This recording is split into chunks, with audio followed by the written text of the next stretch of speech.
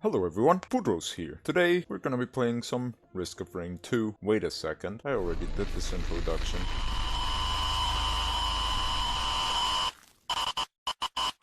That's because this is episode 4 and I just started looping. So, as a quick recap, basically the last 3 episodes of what I'm gonna call the Mando sub-series have been spent building up to this. Welcome to the real Risk of Rain 2 experience. Oh shit. So, now that I have fully shown how the game works, I can now introduce you to something more advanced, which is looping. Looping is basically starting from stage 1, but without really reducing the stage, so you get more powerful enemies and more expensive stuff, but you also get to, well, do this! Like, you just saw me stomp on a fucking wisp, so you can already tell that's good. Oh, thank god I'm in the minute mark. Although, when I'm editing, I'm probably not gonna be. Anywho, looping in Risk of Rain 2 works basically as if you were starting with items on stage 1, but you're not on stage 1 anymore. Now that I've told you that, I have to find a topic of conversation. Oh yeah, got to say, I would speak about what movies I watched, but just like many things, when I entered the void, I also left going to the movies behind. Last movie I watched was actually Endgame with some of the homies, although, yeah, it was Endgame with the homies. Because Avengers Endgame was lit as hell, although that was like 5-6 years ago. It is now 2023 over there on Earth. No! You see that? You see this? While that thing's on, I cannot heal whatsoever. So yeah, I gotta be careful. But back to topic. Last time I went to the movies was 6 years ago, because I usually just go to the movies with friends. Ah, yes, more clear glasses. So yeah, I usually spend more time at home, chilling, trying to escape the void, and in general just spending time for, well, myself and on the channel. Yeah, you can assume I have a very pathetic life. What else could I tell you about? Oh god, I got squid pollet again. Oh yeah, I've also noticed I kinda overexploited the shorts for the first Risk of Rain video I uploaded this week, which I think might have gotten me shadow banned, because the other shorts have not been promoted ever since, so kinda worrisome. Jade elephant, that doesn't help me much. This is a key printer. I have 1 key, so I'm gonna scrap the roll of pennies.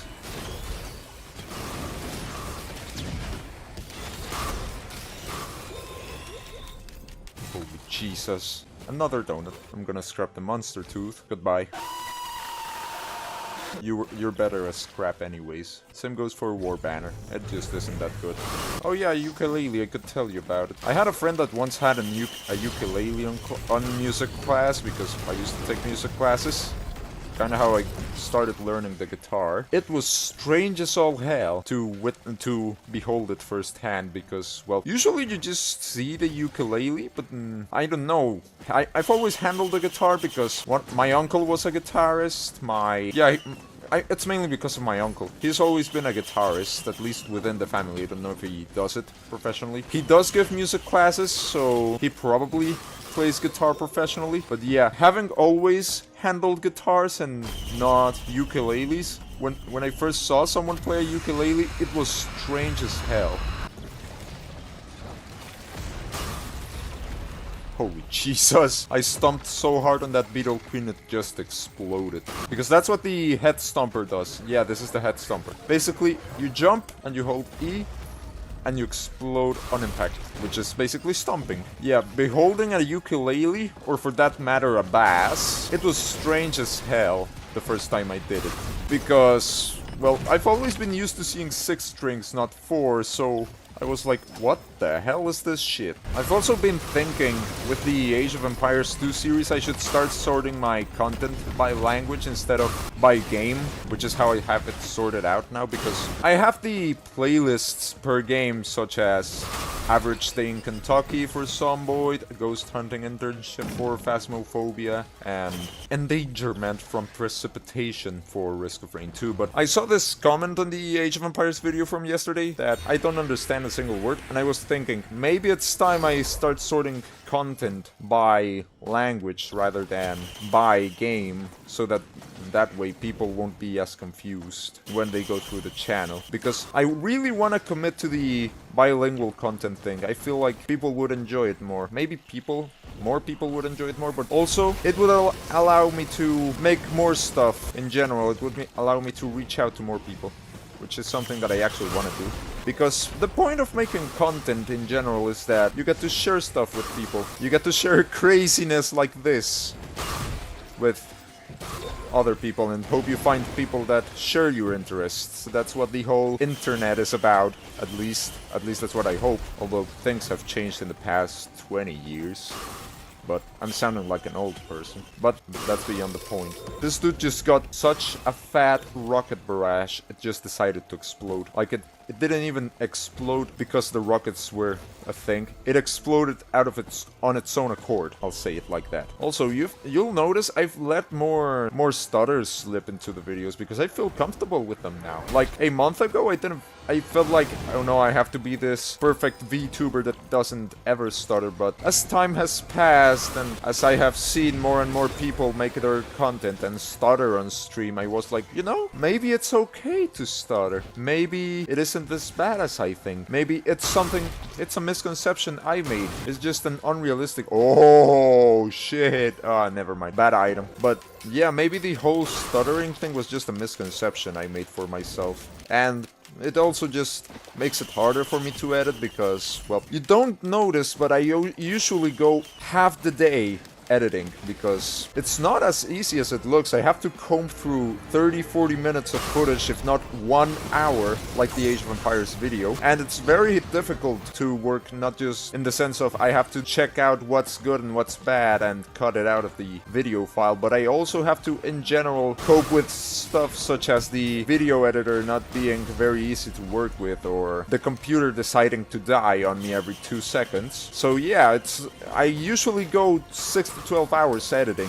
It's kind of why I also wish I had the confidence to stream more, because I know for a fact I am not a good streamer. Like, I see the streams other people and professionals make, like the dudes at Hololive or Niji Sanji make, and I'm like, motherfucker, how do you go talking about your life like that? Well, I mean, they probably have a more interesting life than I do, but like, dude, how do you do this? Like, holy shit. Like, I am making a conscious effort right now to speak, just so that I can make actual content out of the 12 minutes of video I have so far, although it's probably gonna be like 40 by the time I'm done. But yeah, how do people do it? Like, I bring this up constantly because it's an actual concern I have. Like, I don't know if I'm making good content. I'm gonna be real. Like, I said it as a joke before, but it's an actual concern. The quality of this content is something only you can determine at this point. It didn't do shit. The name bought me. I'm telling you now, high stages are the shit. Although, I do recognize that doing content on high loops, on high stages, is something I'll probably only do on stream, because for videos, it's only gonna be as if I'm being Vaz from Far Cry 3. I'm gonna be doing the same shit over and over and over again. And everywhere I look, all I'm gonna see is these fucking pricks. And then I'm gonna notice the person who said that Insanity's doing the same shit over and over again, they are right. Because this is what Risk of Rain 2 is all about. You're gonna be doing, eventually, the same shit over and over again. Even if you're going for, like, all achievements run, or going for like a crazy high amount of stages, eventually you're gonna be doing the same shit over and over again. Like, sure, there's stuff you can only do once, like the void fields, but that's something I'm gonna say for another video, not this one. But like, yeah, usually Risk of Rain 2 is about doing the same shit over and over again. So yeah, you can expect me to, once I'm done with this, if I wanna loop, you're gonna see this stage number go up from 11 or 10 up to something like 50 or something, because I do want to take this run very high before I bring it to its inevitable conclusion. Also because I'm preparing to wrap this Mando chapter up on Friday, aka tomorrow. Oh no, he has Ben's Ricket. This is a scavenger. It's basically an enemy with items. Unless you have Artifact of Evolution, enemies don't normally have items. So if you see an enemy with items, you are fucked. But you can see why it's worth it to kill this scavenger, because he drops his bag and you get 10 items. So yeah, it's worth it. Oh Jesus. You'll also get to the point of Risk of Rain 2 killing your computer performance if you do this. So yeah, I hope you enjoy it. Like, if you're gonna play this game, have a beefy computer. That's what you're gonna need, inevitably, because at some points the game just gets so incredibly petty with you, because the game spawning enemies is not out of difficulty, it's out of pettiness. Because there's the AI that handles enemy spawns is called the Director, and it does it not out of difficulty level, but out of how many available credits it has. And it is a greedy one. It will use as many credits as possible for enemy spawns. So you best believe it will spawn the most egregious shit possible out of spite, out of pure hatred for mankind.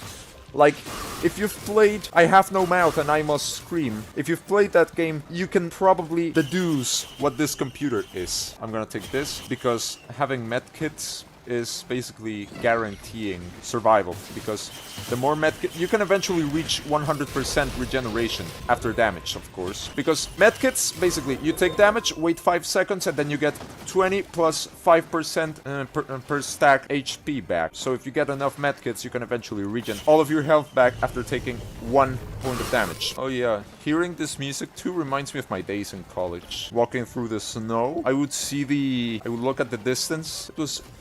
It had an odd beauty to it, seeing the hills full of snow and the lake frozen in ice from the inside of the campus, because holy Jesus, that's a sight to behold. Like, that's the only thing I like about the place I live in, which only the stream homies will know. I'm not saying it in video, although if you're intelligent, you can deduce where it is, because I think I've said it indirectly once. But yeah, like, coming from a place that doesn't normally have snow to a place where snow is a common occurrence, there's an odd beauty to seeing snow for the first time. And I mean seeing, not handling snow, because I've already said on stream what my first experience with snow was like. It's not good. See this orb? This orb is the Celestial Orb, which, like the blue orb before it on the other video, opens the Celestial Portal. And the Celestial Portal is one of the 3 ways you have for ending the game besides, you know, dying. So ideally what you want... Oh, shit. Don't mind if I do with an extra ukulele. But as I was saying, basically the Celestial Portal is one way of ending the game. The other way is the normal boss fight. And the third and final way is the Void boss fight. But I'll only go over the normal boss fight this week, because I'm not about to loop enough times to be comfortable with the final boss fight just now. I wanna extend this game series a little bit, you know? I wanna make some content on it. I wanna extend this a bit. So this week is gonna be Risk of Rain 2 week, but next week is gonna be Minecraft week. Okay, so this is the Celestial Portal. Basically, it takes you to a special stage that allows you to simply obliterate yourself and end the run. Obliterating doesn't count as dying. You will see why in a second. Although, not in a second, but rather next week when I make the next episodes. I hear you. Holy Jesus. There you go. Destroyed. Absolutely dead. Oh, no. Oh, my God. You can see why scavengers are difficult to, well, kill. Because they can spawn with red items too, such as a Dios, which also allows them to revive. And that's not good, because you don't want enemies to revive. Holy Jesus. I need more HP.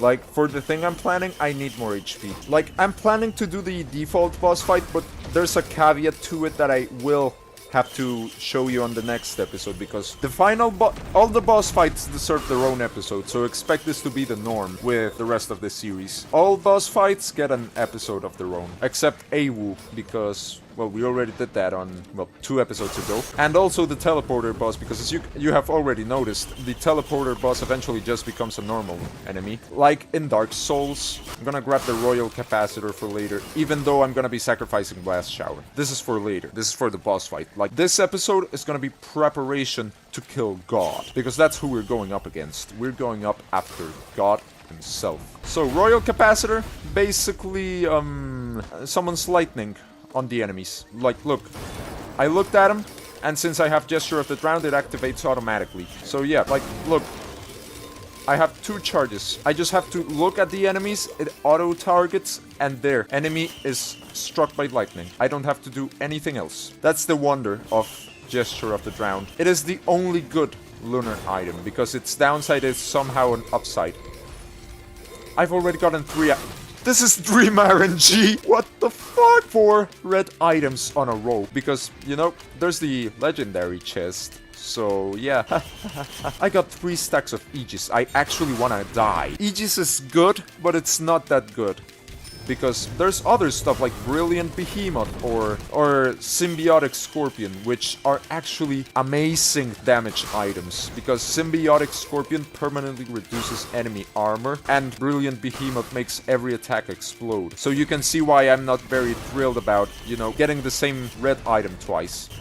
Give me items, please justify my gambling addiction. Okay, let's see. This cannot be! What the fuck is going on? In my quest of fighting God, the devil has blessed me with some unparalleled fortune. But you know what they say about dealing with the devil. Okay, I found an equipment drone, so I know what I'm gonna do. I'm gonna open this chest, go for the radar, put it on the drone, and since I have spare drone parts, which gives all drones a turret, I'm gonna use it to give that drone a turret. Okay, there we go. Watch how the boss explodes.